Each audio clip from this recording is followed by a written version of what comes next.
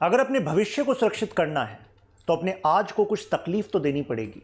Saudi अरब अपनी economy को कुछ ऐसी तकलीफ दे रहा है जिससे कई जो conventional you can say orthodoxy clerics और कुछ ट्रेडिशनलिस्ट हैं सोसाइटी के, वो नाराज़ हैं। कई लोग इसलिए भी नाराज़ हैं कि अरे यार, हमारी इकोनॉमी तो ऑयल बेस्ड है। अभी टोटल एक्सपोर्ट जो है उसकी अर्निंग्स का 90% ऑयल से आता है। टोटल अगर मैं बजट की बात करूं तो 87% के आसपास बजट ऑयल से फंड होता है, और जिसकी वजह से फंड होती हैं ह्यूज सब्सिडीज।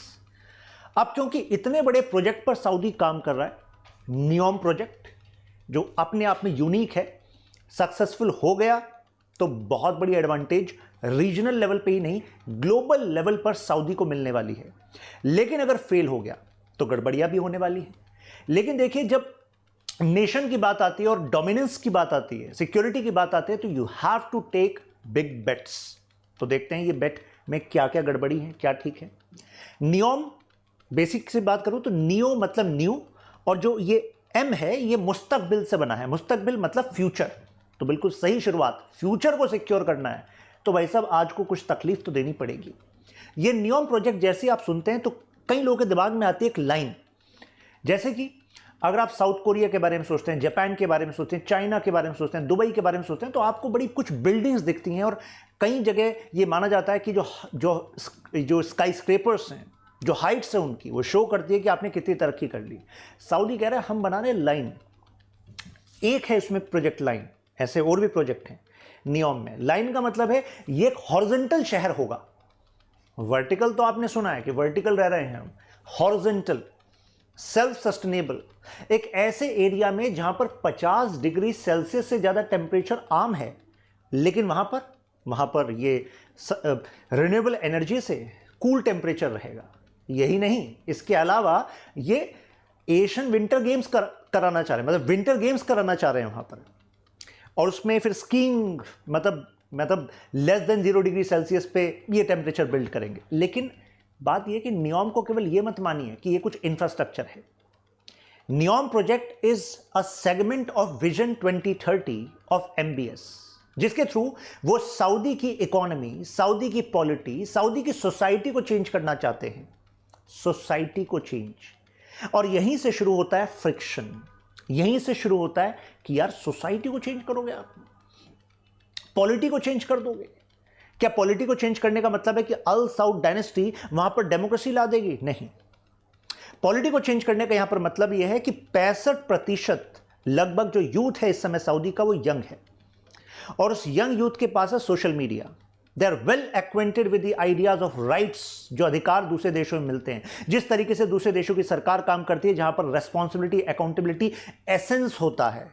तो अब सऊदी कह रहा है भाई ये बच्चे आगे जाके हमसे ही मांग करेंगे, तो यानी कि हमें अपनी गवर्नमेंट में रेस्पॉन्सिबिलिटी, अकाउंटेबिलिटी का फीचर डालना पड़ेगा, जिससे कि क्राउन से सत्ता लेकर कहीं वहां पर रिवॉल्यूशन ना हो जाए।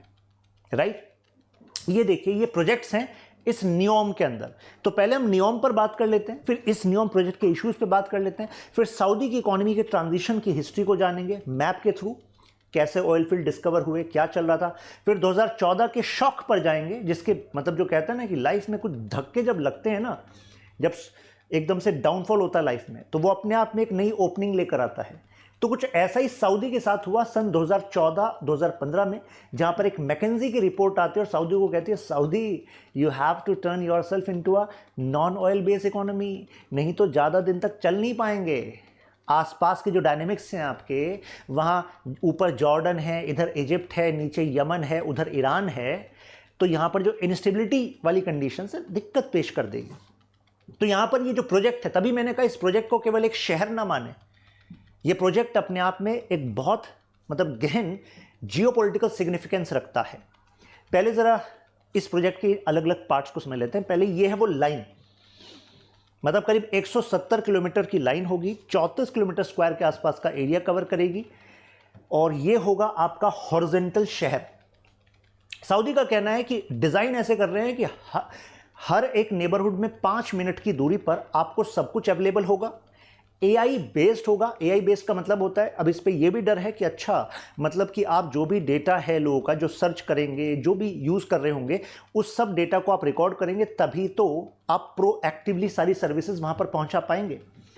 तो इसी वजह से यहाँ पर अमेजन ने पार्टनरशिप करी। आप सब जानते होंगे कि जो AWS सर्वर है, डेटा सेंटर्स है, उसमें Amazon one of the best है। तो अमेजन इस समय $10 बिलियन प्लस इन्वेस्ट कर रहा है यहाँ पर डेटा सेंटर बनाने के लिए, जिससे कि ये सर्विसेज AI बेस्ड वहाँ पर दी जा सके इस वाले शहर में।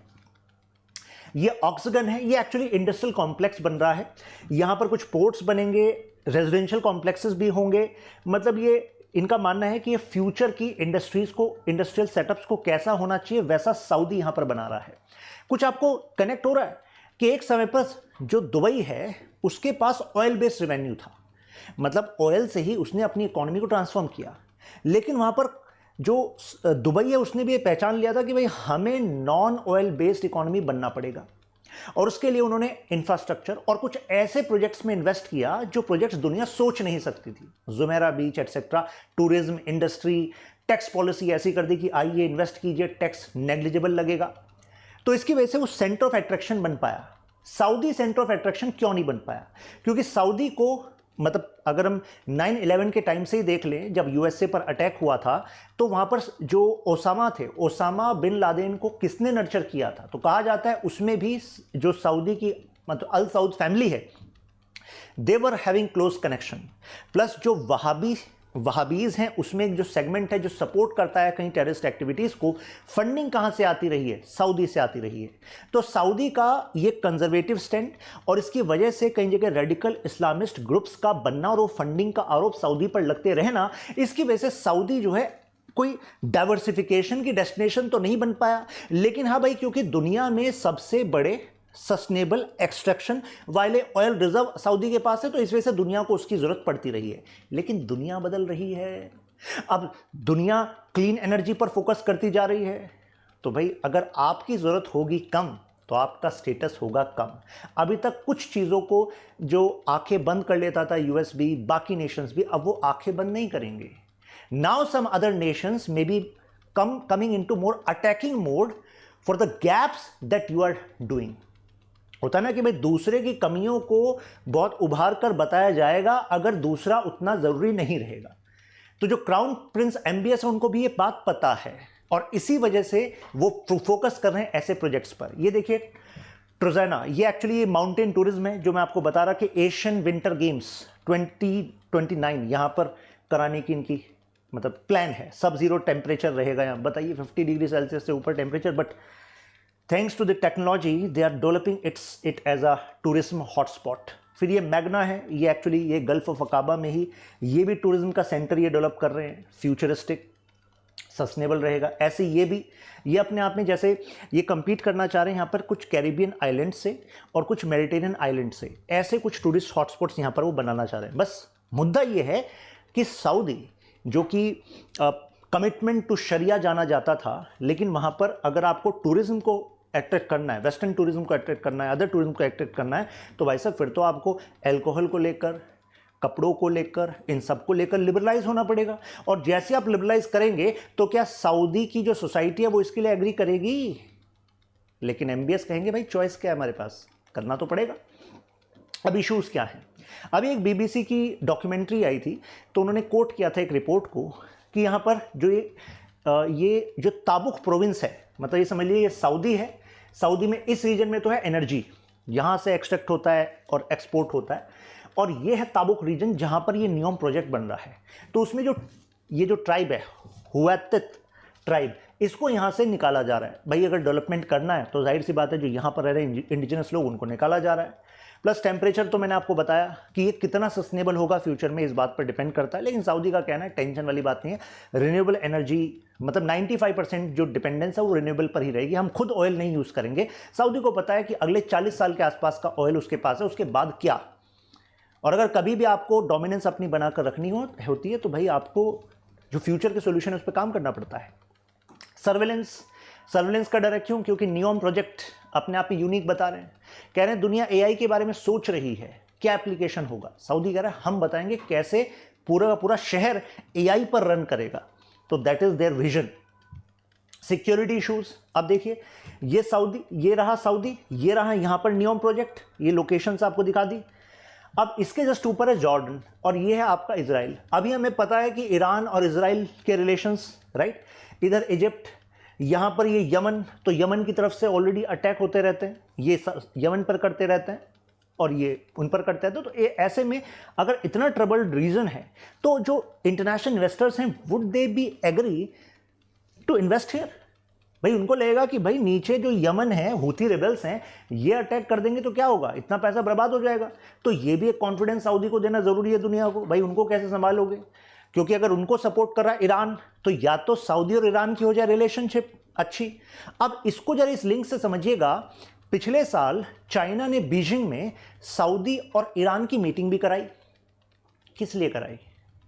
क्योंकि चाइना जानता है 2030 का जो विजन है सऊदी का, वो एक बहुत बड़ी अपॉर्चुनिटी है चाइना की कंपनीज के लिए, और उसके लिए सऊदी को चाहिए एश्योरिटी कि जो ईरान बेस्ड ये रेडिकल ग्रुप्स हैं, जो मिलिटेंट ग्रुप्स हैं, ये सऊदी के ट्रांसफॉर्मेशन में कोई पंगा नहीं करेंगे, प्रॉब्लम नहीं करेंगे।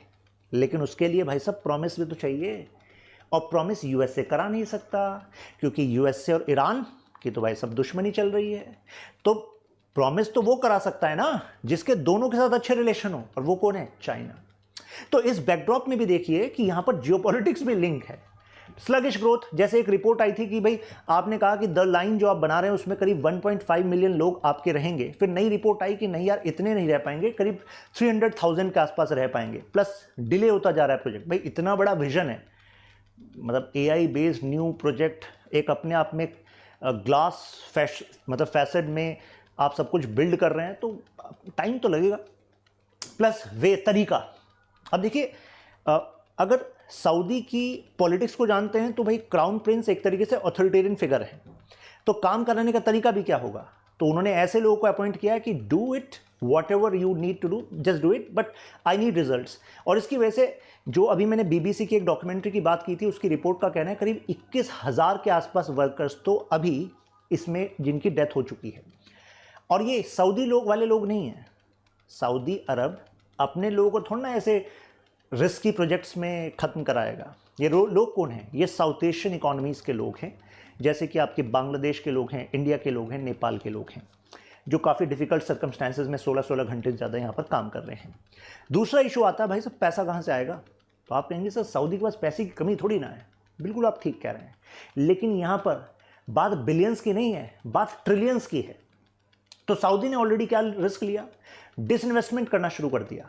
अपनी जो कमाई हो रही है वो तो लगा ही रहा है, प्लस जो अपना सॉवरेन वेल्थ फंड है उसमें से ही पैसे खर्च कर रहा है, और जो अपनी आर्म है जैसे कि आरामको फेमस कंपनी, तो उसमें से भी अपने स्टेक्स को बेच रहा है, जिससे कि पैसा निकालकर इस तरफ डाला जा सके। इसकी वजह से कई जो सऊदी इकोनॉमिस्ट हैं उनको लग रहा है डर, उनको लग रहा है क्या कर रहे हो, मतलब you are taking too big a risk. मतलब जो ऑलरेडी सक्सेसफुल इन्वेस्टमेंट्स हैं उसमें से निकाल कर आप इतने हाई रिस्क इन्वेस्टमेंट में पैसा क्यों डाल रहे हो? Let it be, let's consider कि इसमें कुछ समय लग जाएगा। सऊदी प्रिंस का कहना है, मतलब क्राउन प्रिंस का कहना है कि भाई साहब टाइम नहीं है, टाइम ही तो नहीं है, वी कैन नॉट डिले। तो फंडिंग की फिजिबिलिटी का इशू है। इस वजह से सॉवरेन, अगर मैं टोटल इनके सॉवरेन वेल्थ फंड की बात करूं तो एक्चुअली ये गिरकर $15 बिलियन हो गया, क्योंकि भाई पैसा दूसरी तरफ डाला गया है, नियम में डाला गया है। अब इसके अलावा भी इनको $100 बिलियन के आसपास एनुअल एफडीआई चाहिए। लेकिन एफडीआई कब आएगा? जब इन कंपनीज को, जो इंटरनेशनल लेवल पर कंपनीज है, उनको विश्वास होगा कि हाँ नियॉम एक फिजिबल प्रोजेक्ट बनेगा। जब उनको विश्वास होगा कि भाई ये जो सोसाइटी के अलग अलग फैक्शंस हैं, कहीं ऐसा तो नहीं है आगे जाके फ्यूचर में डिसरप्ट कर दें, या जो टेंशंस हैं जियोपॉलिटिकल सऊदी के साथ, वो रीजन ऐसा है तो कहीं उससे तो दिक्कत नहीं हो जाएगी। अभी जो अमेजन वाली डील है इसने कुछ कॉन्फिडेंस देने की कोशिश करी है, लेकिन वो केवल $10 बिलियन की डील है डेटा सेंटर के लिए, क्योंकि अगर आप एआई बेस्ड प्रोजेक्ट ला रहे हैं तो भाई साहब you need heavy data centres. Oil price, Saudi ने कहा मेरे पास एक और तरीका हो रहा है। हमने पूछा क्या?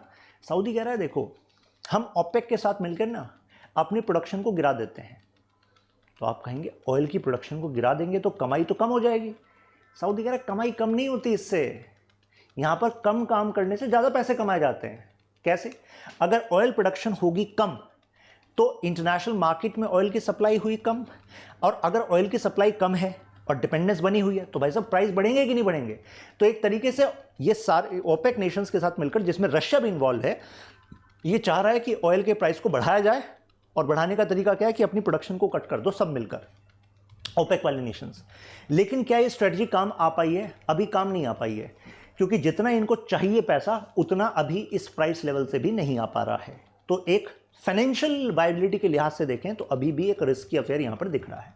अब ज़रा इनकी इकोनॉमी को समझते हैं, कैसे ऑयल बेस्ड इकोनॉमी बने।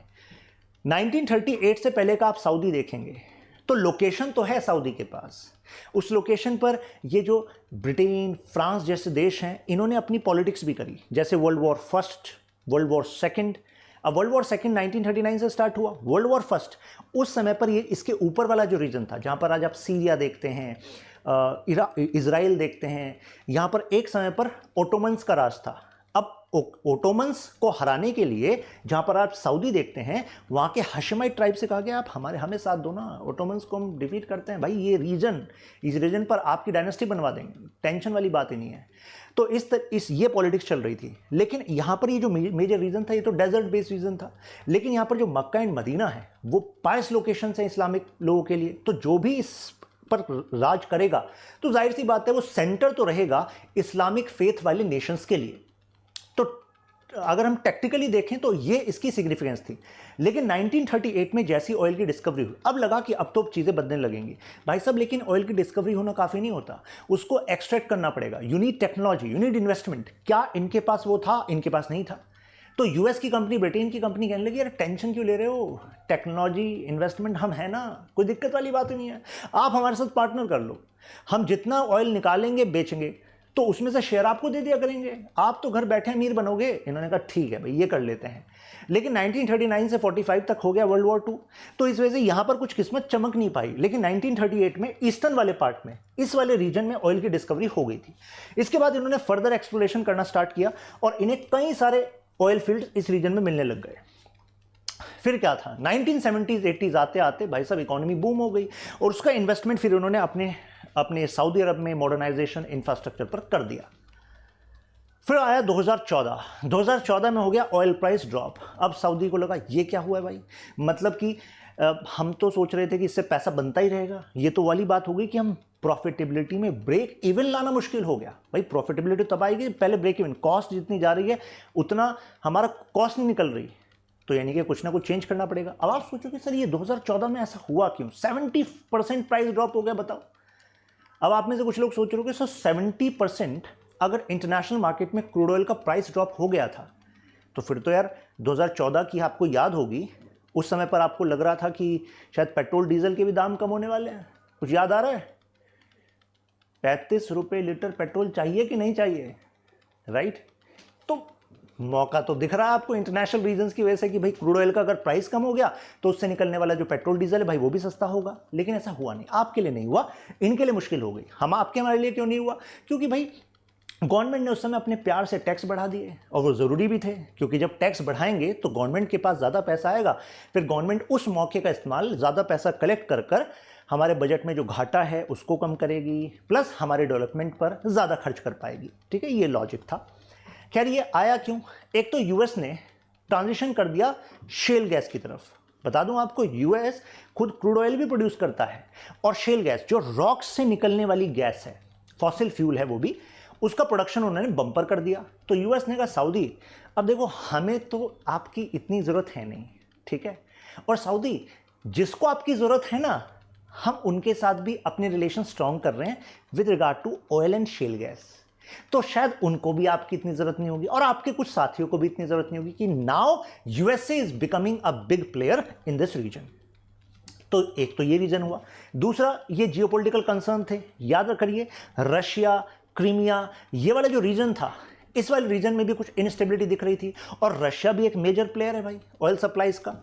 फिर ये शिफ्टिंग ओपेक पॉलिसीज, तो कहने का मतलब है कि ओपेक पॉलिसीज, जो ओपेक नेशंस हैं वो भी कंसल्टेड वे में अगर जो प्रोडक्शन है उसको कुछ कट करके प्राइस बढ़ा पाते तो वो भी वो कर नहीं पा रहे थे।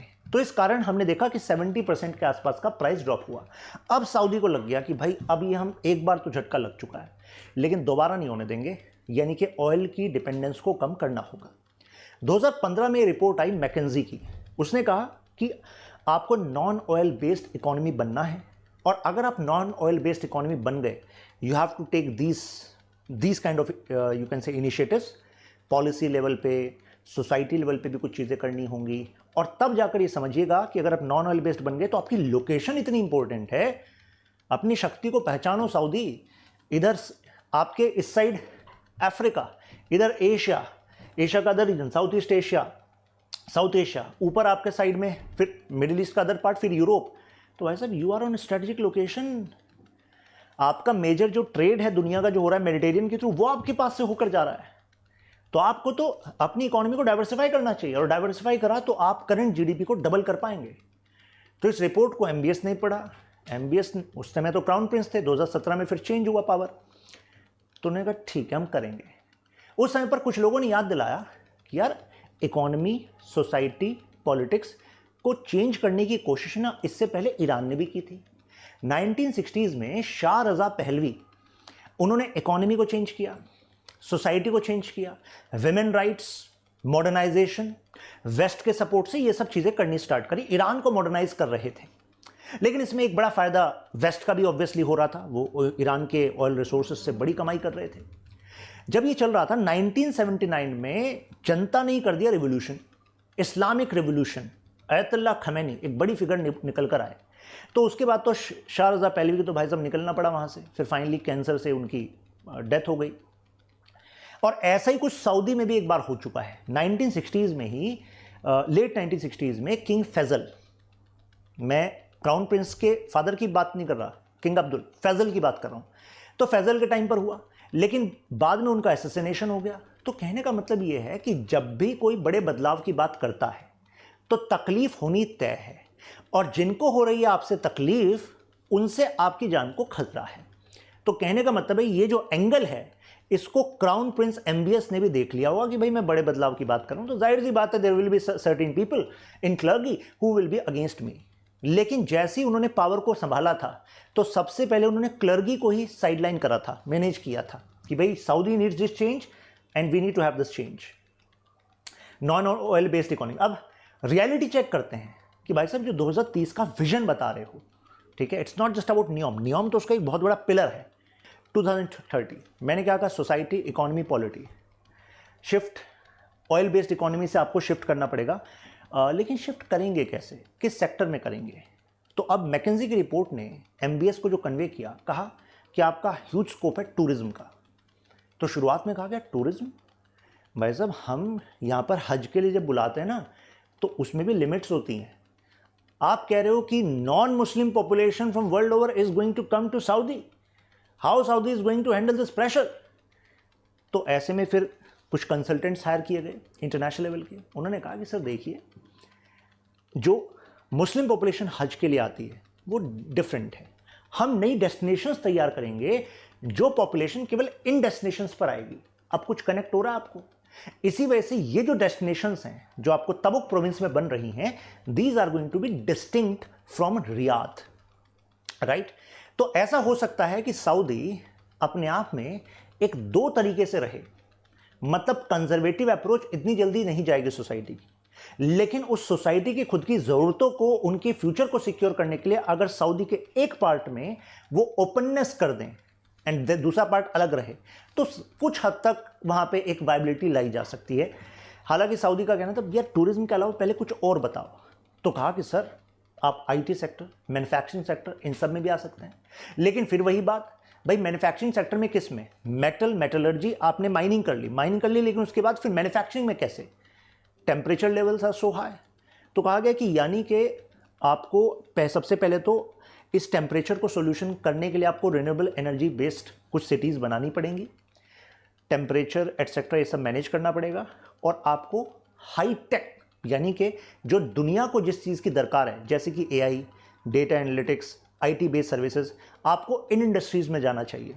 तो सऊदी को लगा ठीक है भाई, हम उन इंडस्ट्रीज़ पर एफर्ट करेंगे, तभी जाकर ये 65% के आसपास जो यूथ है इनको जॉब सिक्योरिटी मिल पाएगी। एक समय था कि जब सऊदी का जो यूथ है वो केवल विश्वास करता था पब्लिक सेक्टर एंटरप्राइजेस पे कि भाई सऊदी में सरकारी नौकरी हमें मिल जाती है, सब्सिडीज में मिलती हैं और उससे लाइफ सेटल रहती है। लेकिन एमबीएस को पता लग गया भाई इतनी बड़ी जवान जनसंख्या है कि हम इनको अभी अपने गवर्नमेंट सेटअप में नहीं ले सकते सभी को। इस वजह से जो अनएम्प्लॉयमेंट रेट है फिर रहेगा, क्योंकि हर एक कैटेगरी के लोग हैं ना। तो ऐसे में अब ये अपील यहां पर देना चाहते हैं कि private sector led model, private sector led economy should be in this area. तो अनएम्प्लॉयमेंट का सोल्यूशन क्या है कि भाई प्राइवेट सेक्टर को लाओ। सऊदी का अपना प्राइवेट सेक्टर को डेवलप होने के लिए कोलैबोरेशन करना पड़ेगा अदर इकोनॉमी से। उसमें इंडिया भी हो सकता है, चाइना भी है, यूएसए भी है, अदर भी हैं, तभी ये प्रॉब्लम हल होगी। Labour, eliminate chances of social revolt. कारण अभी आपको बताया था कि अगर मान लीजिए आप लोगों की ज़रूरतों को पूरा नहीं कर पाए, 40 साल के बाद अभी से आपको काम करना पड़ेगा। और अगर ग्रेजुअली डिपेंडेंस कम हो गई ऑयल पर और सऊदी की उतनी इंपॉर्टेंस नहीं रही, तो भाई साहब कैसे आप अपने देश को चलाओगे? और देश को नहीं चला पाओगे तो लोग क्या कहेंगे? लोग उखाड़ कर फेंक देंगे इस सरकार को। तो अपनी स्टेबिलिटी बनाकर रखनी है तो you have to embrace modernisation, you have to embrace economic transformation. 9/11 के बाद जो आप पर आरोप लगे हैं, radicalisation, extremism, intolerability, funding terrorist organisations, अभी तक आंखें बंद रही। बताया क्यों? क्योंकि भाई आप ऑयल सप्लाई कर रहे थे, लेकिन अब आंखें बंद नहीं रहेंगी। अब आप पर प्रॉब्लम आगे जाके हो सकती है, राइट। इसी वजह से आपने सुना होगा कि सऊदी के साथ साथ other Middle East nations are also embracing these FIFA sport for example. क्या लग रहा है आपको? क्या इनको शौक चढ़ गया फीफा का? नहीं, क्योंकि जहां फीफा के बड़े टूर्नामेंट हैं वहां पर दुनिया की आईबॉल है, स्पेशली वेस्टर्न कंट्रीज की आईबॉल है। तो ऐसे में ये दिखाना चाहते हैं कि देखो we are more liberal, we are actually can be consider as a destination of investment as well. Plus इन्हीं के कितने इन्वेस्टमेंट हैं जो फीफा के मेजर आपके क्लब्स होते हैं। तो this is what they are doing, attract करने के लिए इन्वेस्टमेंट। तो कंजर्वेटिव क्लरिक्स को अभी फिलहाल तो इन्होंने मैनेज किया हुआ है, आगे देखते हैं क्या होता है। मॉडर्न सोसाइटी डेवलप करने के लिए जैसे राइडिंग, जो driving licences to women, plus jobs में कुछ जॉब्स में विमेन के लिए रिजर्वेशन लाना, इससे भी कहीं जो पेट्रियार्कल कंजर्वेटिव सोसाइटी के लोग हैं they are against it, but MBS is doing this. अब ऑब्स्टेकल्स और क्या क्या हैं जो आप ये पॉलिसी शिफ्ट कर रहे हो? तो कहा जा रहा है कि कहीं ऐसा तो नहीं है कि Saudi is becoming an another pearl in this western colonial, new colonial mindset. मतलब वेस्ट अपनी डोमिनेंस चाहता है। अभी आपको एआई बेस्ड होना है तो भाई आपको बिग डेटा सेंटर्स चाहिए। डेटा सेंटर्स के लिए आपने किसके साथ पार्टनर किया? अमेजन के साथ। अमेजन किसकी कंपनी है? यूएस की कंपनी है। तो यानी कि अल्टीमेटली आपकी एआई बेस्ड सिटी बिना डेटा सेंटर के चल नहीं सकती।